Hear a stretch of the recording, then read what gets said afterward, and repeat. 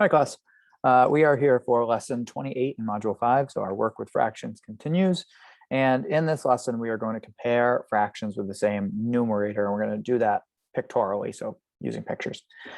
So we will compare, for example, the first problem is 2/3 and 2/5. So those both have the same top number, the same numerator, but they have different denominators. And we'll look at what it looks like when two fractions have the same numerator but different denominators. So basically, you could think of it as like the same number shaded in, but the parts are different. The parts of the whole are different sizes. That's what we're looking at today. So I have the problem set here with me from lesson 28. And as I said, the first one is 2/5 and 2/3. Now, the first thing to notice is the whole is the same size. So like the whole for 2/5 is the same as the whole for 2/3. They have the same long, skinny rectangle. But the fifths, which I'm going to write as a fraction, and the thirds, which I'm going to write as a fraction, the whole has been split up 5 times. That's what the bottom number tells us, the denominator. And on the thirds, it's been split 3 times, or split 2 times into 3 groups. Now we're going to color in 2 of the 5 on the top one. So I color in 1 and another. That represents 2/5 of that rectangle. Now I'm also going to color in 2 of the thirds. When I do that, we notice that it takes up much more space. We go much further along in the long rectangle within the total. So the lesson we're going to basically be learning here is if the denominators are the same, if the numerators are the same,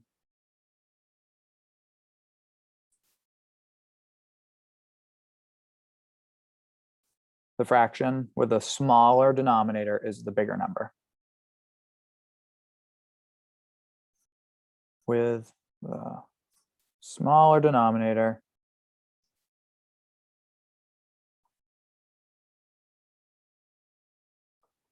is larger.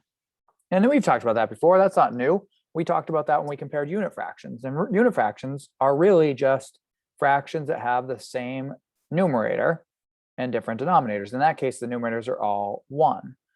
So that same concept is true when we look at numerators that are the same but are numbers other than 1. That if they're equal, you just have to look at, like, do I want 2 little pieces or do I want 2 big pieces, right? That's sort of what we're thinking about here. If somebody says to you, do you want a piece of birthday cake? And you say, sure, and your friend also says sure, and you get a little tiny sliver and they get a massive wedge of cake, you're going to probably be upset that it's not the same. But in that case, the denominators weren't the same. The cake wasn't split into the same number of parts, just like our rectangle wasn't split into the same number of parts in our first example there. Let's look at 2/10 and 2/8. So 2/10 and 2/8.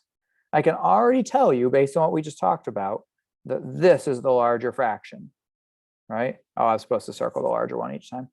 I can already tell you that one's larger because they both have the same numerator, but this has been split into less parts, which means each part is a little bit bigger. So 2/10 goes right to there, and 2/8 goes just a bit further to there. So 2/8 is larger.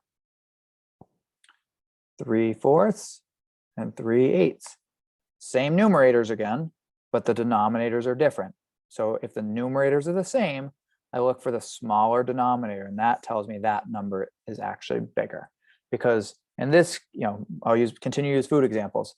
If this was a chocolate bar, but this whole chocolate bar has only been split into 4 parts, each part's pretty big.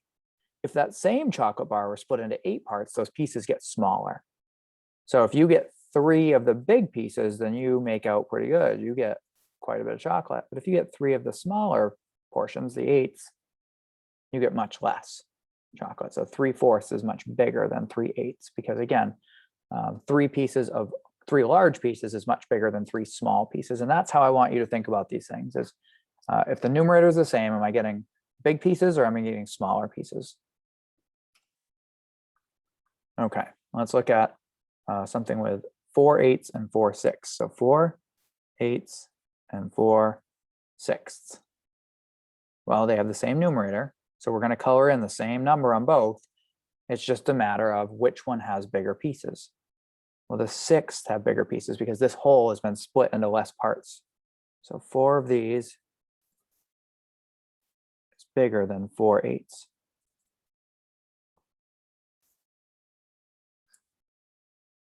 And we'll do the last one, 3/3 and 3/6. Now you have a couple of different ways to determine which one's bigger here. You could use that same, oh, the numerators are the same, so I look at the denominators and this one's bigger because the denominator is smaller, meaning it's been less divided or cut into less parts. Or you could say, ooh, I know 3/3 is 1 whole, and I see in this one the numerator is less than the denominator, which means that's less than 1 whole. So that's another way to think about the relative size of fractions too, is if the numerator is less than the denominator, it's less than 1. If it's the same as the denominator, it's 1. And if it's greater than the denominator, that's more than 1. So in this case, we'll color in all 3. And then we'll color in 3/6, which is only going to be halfway. 3 out of 6 is half. And that's how you do that sort of comparison of fractions when you have the same numerator. Let's go on to the back and do some word problems. Let's do the top one. After softball, Leslie and Kelly each buy half a liter of bottle of water. Leslie drinks 3/4 of her water. Kelly drinks 3/5 of her water. Who drinks the least amount of water? So we've been looking for biggest, but all of a sudden we're looking for least right there. So that's important. Underline it, highlight it, circle it, bring some attention to it so you know what you're answering. It's really important to read the problems carefully. Draw a picture to support your answer. I'm going to draw the same thing that was on the front, basically, because I found that to be a really useful tool. Right? So I'm going to say that this is Kelly, and this is Leslie. Leslie drinks 3/4. So I'm going to split this into 4 parts.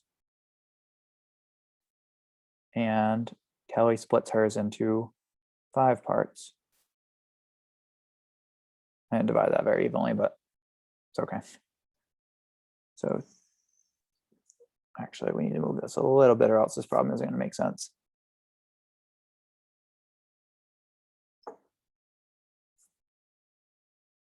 There we go. Attention to detail is important sometimes with these. So she drinks 3/4. That's 3/4. And she drinks 3/5. So she drank the least, right? They both drank 3 parts, but she drank 3 smaller parts than her friend Leslie, who drank 3 larger portions. Let's do one more. Let's skip all the way to the bottom. Heidi lines up her dolls from shortest to tallest. Doll A is 2/4 foot, doll B is 2/6 foot, and doll C is 2/3 foot tall. Compare the heights of the dolls to show how Heidi puts them in order. Draw a picture to support your answer. So again, I'm actually just going to draw these long skinny rectangles that allow me to compare the size of fractions. And doll A is 2/4. So I'm going to split this into fourths and do that. So this is A, B, C, and that's 2 out of 4. Doll B is 2/6. So I'm going to split this into 6. Okay, and doll C is 2/3. So I go like that and I fill in 2. And she went from shortest to tallest. So she'd go B, A, C. That would be her order from short to tall.